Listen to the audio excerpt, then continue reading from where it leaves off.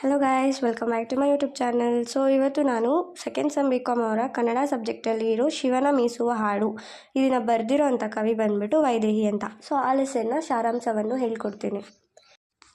So ಈ ಪೋಯಮಲ್ಲಿ ಬಂದು ವೈದೇಹಿಯವರು ಪುರಾಣ ಪಾತ್ರಗಳನ್ನು ಮೀನ್ಸ್ ನಮಗಿಂತ ಪುರಾತನ ಅಂತಂದರೆ ಲೈಕ್ ಗಾಡ್ಸ್ ತಾನೆ, ದೇವರುಗಳು, ಅವರ ಪಾತ್ರಗಳನ್ನು ಇಟ್ಕೊಂಡು ಪ್ರೆಸೆಂಟ್ ಜನರೇಷನಲ್ಲಿ ಏನು ನಡೀತಿದೆ ಅನ್ನೋದನ್ನು ಇಂಡೈರೆಕ್ಟಾಗಿ ಎಕ್ಸ್ಪ್ಲೈನ್ ಮಾಡಿ ನಮಗೆ ಲಾಸ್ಟಲ್ಲಿ ಕ್ವೆಶನ್ ಮಾಡ್ತಾರೆ. ಸೊ ಸ್ಟೋರಿ ಏನು ಅಂತ ನೋಡೋಣ. ಶಿವ ಮತ್ತು ಪಾರ್ವತಿ ಮದುವೆ ಆಗಿದ್ದು ಎಲ್ಲರಿಗೂ ನಾರ್ಮಲ್ ಆಗಿ ಗೊತ್ತಿರುತ್ತೆ. ಮತ್ತು ಆ ಶಿವ ಪಾರ್ವತಿಯವ್ರನ್ನ ನಾವು ಮೆಚ್ಕೊತಿರ್ತೀರಿ, ಅವರು ದೇವರು ಹಾಗೆ ಹೀಗೆ ಅಂತ. ಬಟ್ ಇಲ್ಲಿ ವೈದೇಹಿಯವರು ಪಾರ್ವತಿ ಮನಸ್ಸಲ್ಲಿರೋ ದುಃಖವನ್ನು ಈ ಕವನದಲ್ಲಿ ಹೇಳ್ತಾಳೆ.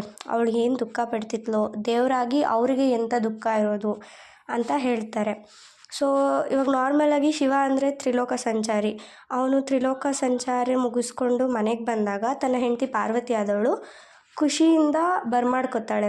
ಇಷ್ಟು ದಿನ ಆದಮೇಲೆ ಬಂದಿದ್ದೀರ ಅನ್ನೋ ಸಂತೋಷದಿಂದ ಸ್ವಾಗತ ಮಾಡಿಕೊಂಡು ಅವನು ಸಂಚಾರ ಮಾಡ್ಕೊಂಬಂದ್ಬಿಟ್ಟು ಆಯಾಸ ಆಗಿರುತ್ತೆ, ಸುಸ್ತಾಗಿರುತ್ತೆ, ಸೊ ಸ್ನಾನಕ್ಕೆ ಅಂತ ಕರ್ಕೊಂಡು ಹೋಗ್ತಾಳೆ. ಇಲ್ಲಿ ಮುಖದಲ್ಲಿ 2 ಕಣ್ಣು ಉಳ್ಳವನು ಮತ್ತು ಹಣೆಯಲ್ಲಿ 1 ಕಣ್ಣು ಉಳ್ಳವನನ್ನು ಮುಕ್ಕಣ್ಣ ಎಂದು ಕರೆಯುತ್ತೀವಿ. ಅಂದರೆ ಇಲ್ಲಿ ಶಿವ ಅಂತಲೂ ಕೂಡ ಕವಯಿತ್ರಿ ನಮಗೆ ಹೇಳ್ತಾರೆ. ಸ್ನಾನಕ್ಕೆ ಅಂತ ಕರ್ಕೊಂಡು ಹೋದಾಗ ಹಂಗೆ ಸ್ನಾನ ಮಾಡಿಸ್ತಿರ್ತಾಳೆ, ತಂಬಿಗೆ ನೀರನ್ನು ಹಾಕ್ತಾ ಇರ್ತಾಳೆ, ಅವಳ ಮೈಕೈ ಎಲ್ಲ ಒತ್ತಿರ್ತಾಳೆ. ಆ ಶಿವನ ಕಾಲಲ್ಲಿ ಧೂಳಿರುತ್ತೆ, ಬರೀ ಕಾಲಲ್ಲಿ ಓಡಾಡ್ತಾರೆ ಅಲ್ವಾ ದೇವರು, ಅವ್ರ ಕಾಲಲ್ಲಿ ಧೂಳಿರುತ್ತೆ. ಆ ಧೂಳನ್ನ ಕ್ಲೀನ್ ಮಾಡ್ತಾ ಮನಸ್ಸಲ್ಲಿ ಅನ್ಕೋತಿರ್ತಾಳೆ, ಇದು ಯಾರ ಮನೆ ಬೀದಿಯ ಧೂಳು ಅಂತ. ಅಂದರೆ ಇಲ್ಲಿ ಏನು ಅರ್ಥ ಅಂತಂದರೆ ಪಾರ್ವತಿ ಅನ್ಕೋತಿದ್ದಾಳೆ ತನ್ನ ಗಂಡನಿಗೆ ಅವಳ ಬಿಟ್ಟು ಬೇರೆ ಹೆಂಡತಿರು ಇದ್ದಾರೆ ಅನ್ನೋ ರೀತಿಯಲ್ಲಿ ಹೇಳ್ತಿರ್ತಾಳೆ. ನಾನು ಪತ್ತೆ ಹಚ್ತೀನಿ ಅನ್ನೋದು ರೀತಿಯಲ್ಲಿ ಅವಳು ಮನಸ್ಸಲ್ಲಿ ಗೊಣಗ್ತಿರ್ತಾಳೆ. ಆಮೇಲೆ ಇವನು ಸಂಚಾರಕ್ಕೆ ಹೋಗಿಲ್ಲ, ಅವನ ಸ್ವಕಾರ್ಯಕ್ಕೆ ಹೋಗಿ ಬಂದಿದ್ದಾನೆ ಅಂತ ದುಃಖ ಪಡ್ತಿರ್ತಾಳೆ. ದುಃಖಪಟ್ಟು ಹಂಗೆ ಎದ್ದೊಳ್ತಾಳಲ್ವ, ಕಾಲು ಧೂಳೊರೆಸಿ ಎದ್ದೊಳ್ತಾ ಮುಗಿಯುತ್ತೆ ಭೇಟಿ ಅಂತ ಕೇಳ್ತಾಳೆ ಶಿವನ. ಆದರೆ ಶಿವ ಏನೂ ಹೇಳೋದಿಲ್ಲ.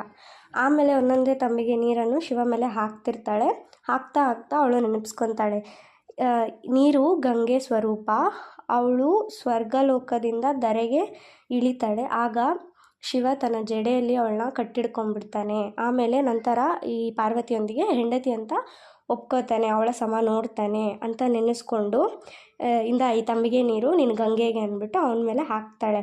ಹಾಕಾದ್ಮೇಲೆ ಶಿವ ಯಾವಾಗಲೂ ಸಂಚಾರಕ್ಕೆ ಹೋಗ್ಬಿಡೋನು 1 ದಿನ 2 ದಿನ ಇದ್ದು. ಬಟ್ ಅವಳು ಯಾವಾಗೂ 1 ದಿನ 2 ದಿನ ಕನಸು ಕಾಣ್ಕೊಂಡೇ ಪಾರ್ವತಿ ಯಾವಾಗಲೂ ಇರೋಳು. ಇವಾಗ ನಾರ್ಮಲಾಗಿ ಎಲ್ಲರೂ ಹಾಗೆ ಅಲ್ವಾ, ಇಷ್ಟಪಟ್ಟವರು ಆಚೆ ಹೋದ್ಮೇಲೆ ಯಾವಾಗ ಬರ್ತಾರೆ, ಯಾವಾಗ ನೋಡ್ತೀರಿ, ಯಾವಾಗ ಜೊತೆಯಲ್ಲಿರ್ತೀರಿ ಅನ್ನೋದೇ ಅವ್ರಿಗೆ ಇರುತ್ತೆ. ಮತ್ತು ಹೀಗೆ ಒಂದಿನ ಬಂದಾಗ ಅವನ್ನ ಸ್ನಾನ ಮಾಡಿಸ್ತಾ ಇರ್ತಾಳೆ. ಸ್ನಾನ ಮಾಡಿಸ್ತಾ ಅವಳ ದುಃಖವನ್ನು ಹೇಳ್ಕೊಳ್ಳಲ್ಲ. ಇವಾಗ 2 ದಿನ ಇರುತ್ತೆ ಅಂದಮೇಲೆ ಎಲ್ಲ ಪೇನ್ಸ್ ಹೇಳ್ಕೊಂಡು ಮೂಡ್ ಸ್ಪಾಯ್ಲ್ ಮಾಡೋದಕ್ಕಿಂತ ಹ್ಯಾಪಿಯಾಗಿ ನೋಡ್ಕೊಳ್ಳೋದು ವಾಸಿ ಅನ್ನೋ ಥರ ಅವಳ ದುಃಖನೆಲ್ಲ ಅವಳೇ ಇಟ್ಕೊಂಡು ಸ್ನಾನ ಮಾಡಿಸ್ತಿರ್ತಾಳೆ. ಬಟ್ ಜಾಸ್ತಿ ದುಃಖ ಆಗೋಷ್ಟರಲ್ಲಿ ಅದೆಲ್ಲ ನೋಡೋ ಅಷ್ಟರಲ್ಲಿ ಅವಳು ಅಳಕ್ಕೆ ಸ್ಟಾರ್ಟ್ ಮಾಡ್ತಾಳೆ. ಅವಳ ಒಂದೇ ಒಂದು ಕಣ್ಣು ಹನಿ ನೀರೇನಿದೆ ಸ್ನಾನ ಮಾಡಿಸ್ತಿರ್ತಾಳೆ, ಆ ತಂಬಿಗೆ ಒಳಗಡೆ ಬಿದ್ದೋಗುತ್ತೆ. ಬಿದ್ದಿದ ತಕ್ಷಣ ಅವಳು ಎಷ್ಟು ದುಃಖ ಪಡ್ತಿದ್ಲು, ನೀರು ಅಷ್ಟು ಬಿಸಿಯಾಗೋಗುತ್ತೆ. ಆವಾಗ ಅದೇ ನೀರನ್ನ ಎತ್ತು ಶಿವನ ಮೇಲೆ ಹಾಕ್ತಾಳೆ. ಆವಾಗ ಶಿವ ಮೈಯೆಲ್ಲ ಬಿಸಿಯಾಗೋಗಿ ಬೆವರ್ತಾನೆ. ಆವಾಗ ಅರ್ಥ ಮಾಡ್ಕೊತಾನೆ ಪಾರ್ವತಿ ಇಷ್ಟು ದುಃಖ ಪಡ್ತಿದ್ದಾಳೆ ಅಂತ. ಅರ್ಥ ಮಾಡಿಕೊಂಡು ಕೇಳ್ತಾನೆ, ನೀನೇನು ಅಂದ್ಕೊಂಡಿದ್ಯಾ ನನ್ನ ಬಗ್ಗೆ, ನನಗೆ ನಿನ್ನ ಬಿಟ್ಟು ಯಾರೂ ಇಲ್ಲ, ನಾನು ಪರಿಶುದ್ಧ ಬೈರಾಗಿ ಅಂತಾನೆ. ಆದರೂ ಪಾರ್ವತಿ ಕೇಳ್ತಾಳೆ, ನಾನಿವಾಗ ನಿನಗೆ ಎಷ್ಟನೆಯ ನಾರಿ ಅಂದರೆ ಹೆಣ್ಣು, ನಾನಿವಾಗ ನಿನಗೆ ಎಷ್ಟನೆಯ ಹೆಣ್ಣು ಅಂತ ಕೇಳ್ತಾರೆ. ಆಲ್ಮೋಸ್ಟ್ ಹುಡುಗರನ್ನ ಕೇಳೋ ಹಾಗೆ ಕೇಳ್ತಾರೆ. ಆಮೇಲೆ ಎಲ್ಲ ಸ್ನಾನ ಆದಮೇಲೆ ಬೂದಿ ಎಲ್ಲ ತೊಳೆದ್ಮೇಲೆ ಶಿವದು ಮೀನ್ಸ್ ಅವನು ಫುಲ್ಲು ಬೂದಿ ಮಾಡ್ಕೊಂಡಿರ್ತಾನೆ ಮೈಯೆಲ್ಲ. ಆ ಬೂದಿ ಎಲ್ಲ ತೊಳೆದಾದ್ಮೇಲೆ ಅವನ ಮೈಯೆಲ್ಲ ಒರೆಸಿ ಮತ್ತು ಅವಳ ಮಡಿಲ ಮೇಲೆ ಮಲಗಿಸ್ಕೊತ ಪ್ರೀತಿಯಿಂದ ನೋಡ್ತಿರ್ತಾಳೆ. ಮತ್ತೆ ಒಂದಿನ ಮತ್ತೆ ಹೋಗಬೇಕಾಗುತ್ತೆ ಅವನು ಸಂಚಾರಕ್ಕೆ.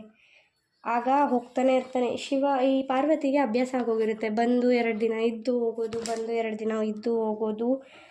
ಅದಕ್ಕೆ ಶಿವ ಇದ್ದರೂ ಇಲ್ಲದೇ ಇರೋ ಹಾಗೆ, ನಮ್ಮ ಹತ್ರ ಒಂದು ವಸ್ತು ಇದ್ದರೂ ಅದಿಲ್ಲ ಅನ್ನೋ ಥರ ಆಗೋಗಿರುತ್ತೆ ಅವಳಿಗೆ. ಅಭ್ಯಾಸ ಆಗೋಗಿರುತ್ತೆ ಆ ಥರ ನಗ್ನಾಗ್ತಾನೆ ಕಳಿಸ್ಕೊಡೋಳು. ಮತ್ತು ಯಾವಾಗ ಬರ್ತಾನೆ ಸಂಚಾರ ಮುಗಿಸ್ಕೊಂಡು ಆವಾಗ ಮೈಯೆಲ್ಲ ಎಣ್ಣೆ ಹಚ್ಚಿ ಸ್ನಾನ ಮಾಡಿಸೋದು, ಜ್ವರ ಬಂದರೆ ಕಷಾಯ ಕುಡಿಸೋದು, ಮತ್ತು ದೃಷ್ಟಿ ತೆಗೆಯೋದು, ಮತ್ತು ಸಂಚಾರಕ್ಕೆ ಕಳಿಸೋದು, ಇದೇ ಥರ ಮಾಡೋಳು. ಅವಳ ಲೈಫ್ ಫುಲ್ ಹೀಗೆ ಆಗೋಗೋದು.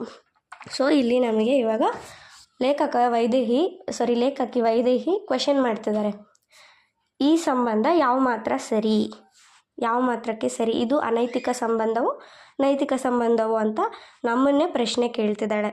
ಮತ್ತು ಈ ಪ್ರಶ್ನೆ ಗಂಡು ಮತ್ತು ಹೆಣ್ಣು ಇಬ್ಬರಿಗೂ, ಅಂದರೆ ಗಂಡ ಹೆಂಡತಿ ಇಬ್ಬರಿಗೂ ಅನ್ವಯಿಸುತ್ತೆ.